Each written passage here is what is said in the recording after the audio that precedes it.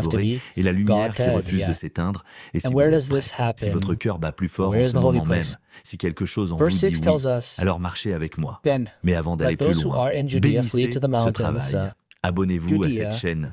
Appuyez Jesus sur explicitly j'aime names a et écrivez location, 77 dans les not Babylon, commentaires not pour que cette Rome, vérité trouve not ceux Egypt, qui en ont faim, nor ceux qui any ont other soif, nation. ceux qui attendent depuis Judea, trop longtemps. the region Maintenant, surrounding ouvrons Jerusalem, ensemble les the portes heart de of l'Éden Israel, telles que the préservées dans land les that God has Écritures given sacrées to the d'Afrique. Jews, Laissons les and his voiles command. tomber de l'histoire Flee d'Adam et immediately Ève.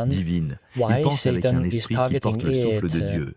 Il aime avec un Jerusalem cœur is qui bat not au just rythme du another ciel. city. Ceci est votre It is not héritage, just the non pas capital of l'ignorance, Israel. non pas la It is not just a médiocrité, historical non pas la site of petitesse que religious le monde vous impose, significance. mais la grandeur, Jerusalem is la the chosen gloire, city of la God. radiance qui vient de Dieu The lui-même. place where he put his Qu'est-ce que name, cela dit de nous? the place where his presence Cela dwelt dit at his que Ramon, l'humanité n'est the pas site de of la his boue temple, animée par the future accident. capital of Nous his sommes la millennial terre kingdom. mariée à l'éternité. Nous Listen to sommes what la God matière himself says touchée about par la majesté, Jerusalem. l'argile For the du Lord has monde chosen portant le Zion, he pouls du has ciel. desired it Chaque for his battement de dwelling cœur place. fait écho au souffle This qui is a my mis les rest étoiles à forever. chanter. Et chaque Here I will respiration dwell, est un because témoignage. I have Le desired divin it. s'est The Lord approché, has si chosen près qu'il vit Zion. en nous.